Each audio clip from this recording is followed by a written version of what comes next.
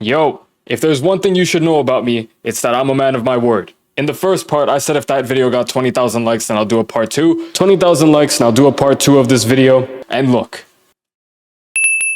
Ignore the fact that I like my own video, but here we are, doing a part 2 even though I didn't want to. These songs that I found are much more intense than the first one, so brace yourselves, alright? Boom, boom, boom. Let's begin.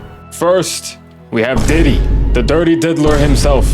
The lord of the freak-offs, the boogeyman of the hip-hop industry, one of the biggest supervillains to walk this earth. If you for some reason didn't know, he was a massive artist in the 90s and the 2000s. Throughout the Dirty Diddler's career, he's made over 600 songs, and that includes songs that he's written/produced. And of these countless songs, naturally, some extremely suspect lyrics have circulated. So for example, in the song called I'll Do This For You, he says, and I quote, "Now nobody party like we do. You wouldn't know till you cats see me party." Now, the reason why this is kind of super messed up, Diddy is known, or was known, for throwing the most outlandish parties. And at these parties, these freak-off parties, everyone would wear white, drugs would be passed around, and it was just something that he would do for the last 20 plus years. And at these parties, over 120 sexual assault victims came out. And of these 120, 25 of them were children, with the youngest being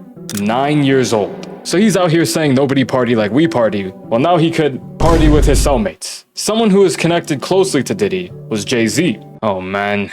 So as you could see, it looks like they were quite close for a very long time. But this isn't about Diddy, it's about Jay-Z. Jay-Z made a song called You Must Love Me, and this was made in 1997. I'll play it for 1 second.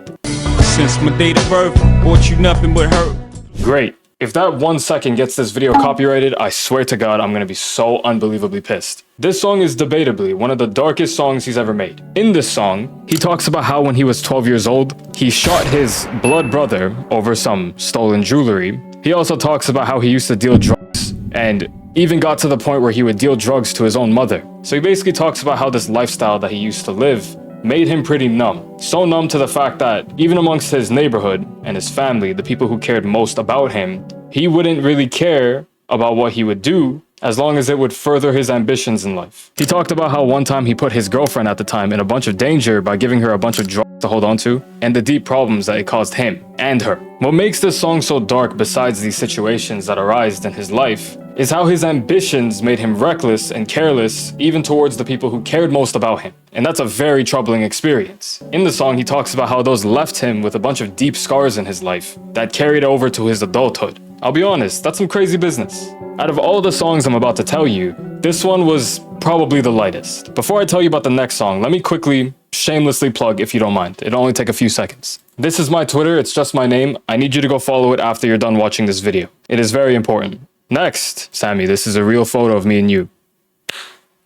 This next one is different. You've 100% heard this song before. And more than that, you 100% also know the lyrics. It's one of those super catchy songs you hear while you're at your local Walmart on a random Wednesday, trying to pick out the right fruits for your mom so she gives you the thumbs up of approval, being like, "Yes, son, this is a good avocado." One of those songs. It is called Pumped Up Kicks by Foster the People. I'll play it for a second.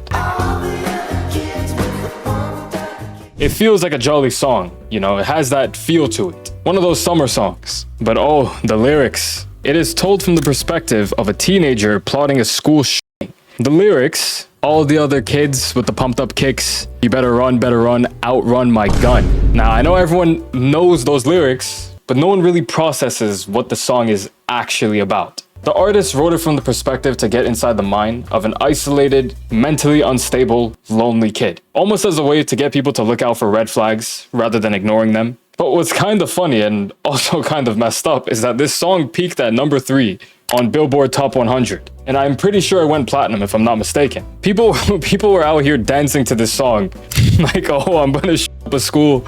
Let me hit an emote real quick. Next, we have this song called Mr. Lonely by Bobby Vinton. I'll play it for a second. I'm Mr. Lonely. Great. Another song that you've definitely heard before, but not from this artist, from probably Akon, but whatever. This song was made in 1964, and during that era, many different wars were very relevant and prevalent at the time. So the idea of going to war was very much a norm to an extent. This song was written while Bobby was still serving in the army in the late 1950s, but the record labels shelved it for years. It is a super heartfelt written out depiction of Bobby, the singer's, experience while he was still serving in the army. This song talks about a soldier being overseas, aka him, who is super far away from home, being a lonely soldier. So with nobody from home to wish him any safety, any prayers, anything like that. Having nobody at home while you're out here risking your life every single day. All of the soldiers around him would get letters from their lovers, their family, talking about how much they miss them, how they're praying for their safety, hoping they come home safe. And it's emotional for the soldiers around because they're all just staring death right in the face. But they also have something worth living for, aka their families back at home, writing them these letters that Bobby is not receiving. So now Bobby, on the other hand, had nobody. He even says in the song, and I quote, "I'm Mr. Lonely, I have nobody for my own. I am so lonely, I'm Mr. Lonely, I wish I had somebody to call on the phone." Oh, this song is such a banger. I unfortunately know this song inside out, backwards, left, right, center. It is so good. Now I'm sounding like a real uncle, memorizing songs from the 60s. but man, something about this song is just so soul-wrenching. If you listen to this song, and you listen to his voice, you could just tell that he's not just singing. He's like pouring himself into this song. The idea of fighting your life away from home, just to be another number at war if you do end up passing away, risking his life for what feels like for nothing. It's a painful reality that some people have to face. And since the general populace at the time when the song was written were soldiers or people who previously served in the army, it resonated with a bunch of different people who experienced what he was experiencing. Now, for by far the darkest song I'm probably going to talk about in this entire series, unless I've somehow managed to find something crazier than this one, A Gloomy Sunday by Billie Holiday. This song is recognized as the darkest song in human history. To keep it short and simple without going into too much detail, it is a Hungarian song. I don't actually want to go into too much detail about this song, but this song was banned for decades up until the early 2000s. This song has allegedly been responsible for the deaths of countless people. I don't actually want to go into too much detail about this one. I'd prefer if you look into it if you're curious enough. But this song is nicknamed as the Hungarian suicide song. You know the drill. 20,000 likes and I'll do another part. Go watch my other videos. You'll definitely like them. I will see you later.